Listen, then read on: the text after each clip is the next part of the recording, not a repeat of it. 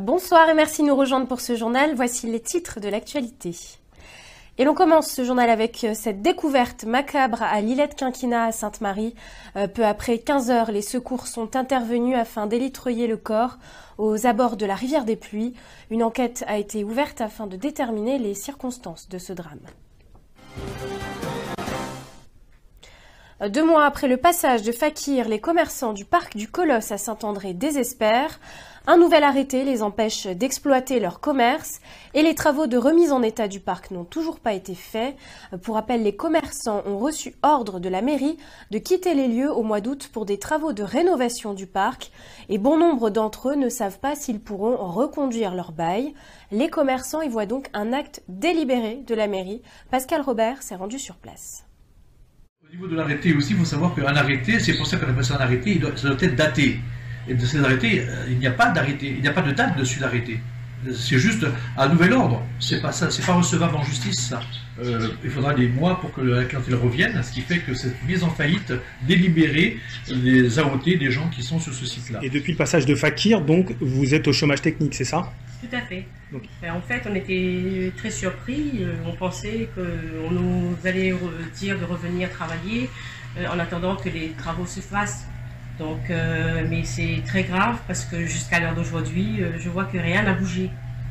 Il y a un manque de considération de la mairie pour ces entreprises et pour ces entrepreneurs et pour ces gens qui travaillent sur ce site. Il faut rappeler qu'il y a une dizaine d'entreprises sur le Colosse qui sont en faillite à cause de la mairie. La mairie les a mis en faillite. Il y a quand même 100 personnes qui en dépendent. Il y a des fournisseurs, il y a des entreprises qui viennent livrer, il y a des travailleurs. Mais il y a une mauvaise volonté en fait de faire parce que les entreprises, on paye des impôts, on paye les gens, il y a une volonté de nuire quand même aux commerçants. Les cambriolages continuent à la plaine des Palmistes alors que les habitants ont décidé de se réunir la nuit pour faire des rondes. Une réunion se tient en ce début de soirée entre les autorités et les citoyens afin de coordonner les actions et rassurer les habitants. Pascal Robert a recueilli le ressenti des personnes présentes à cette réunion. On espère qu'on aura une bonne solution et parce que nous, on ne veut pas être isolés dans notre quartier.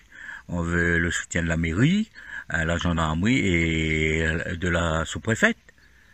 Ça fait plus d'1 mois et demi que les cambriolages se poursuivent.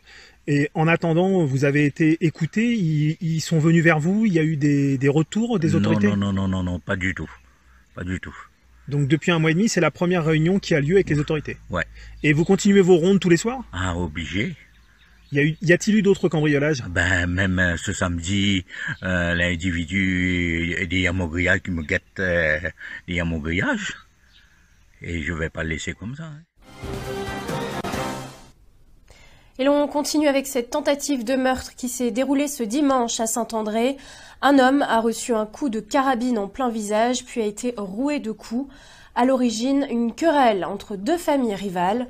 Le pronostic vital de la victime est engagé. Une enquête a été ouverte.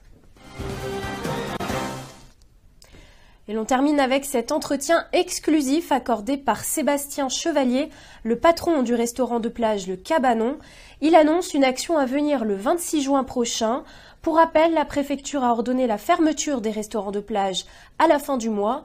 Une interview à retrouver en intégralité sur notre site dès ce soir. Quand vous lisiez dans la presse qu'il y a des restaurants, des paillotes, parce que c'est un peu le terme générique, en métropole, qui se faisaient détruire parce qu'on estimait qu'elles ne pouvaient pas être installées aussi près de la mer, est-ce que vous n'êtes pas dit déjà à l'époque, un jour, nous-mêmes... Ça nous arrivera, firmé. Moi je suis avec mon avocat, parce que je voulais quand même en avoir le cœur net, et puis on n'investit pas comme ça, n'importe comment, sans avoir de garantie. On nous a bien dit que les établissements étaient là depuis 30 et 40 ans, qu'on risquait rien, et que de toute façon il y avait un recul d'organiser. Donc non, clairement... Et qu'est-ce que vous a dit à la mairie à ce moment-là? À la mairie, on m'a dit que je ne risquais rien, que je pouvais investir, qu'il n'y avait pas de souci, que ces affaires-là se transmettaient. Elles sont toutes transmises quasiment. Alors vous avez investi vous-même combien dans cette affaire? Moi j'ai investi hors frais, hors transformation, j'ai investi 850 000 € à la base. Voilà. Il y a 16 mois. Il y a 16 mois, voilà.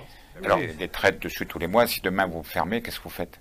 Je ne sais pas, je suis ruiné, j'ai 43 ans, je travaille depuis que j'ai 14 ans. Bah écoutez, clairement j'espère qu'il y aura un revirement, on a une procédure en cours pour la fin du mois. J'espère que le préfet, que je salue et à qui je demande un rendez-vous depuis des mois, aura la gentillesse de bien vouloir me recevoir.